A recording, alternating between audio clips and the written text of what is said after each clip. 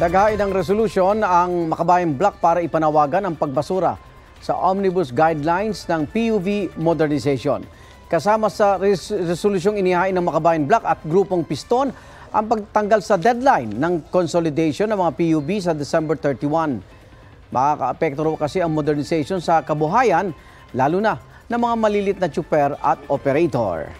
Nang magtigil pasada ang ilang grupo nitong Nobyembre, iginiit ni Transportation Secretary Jaime Bautista na non-negotiable ang consolidation.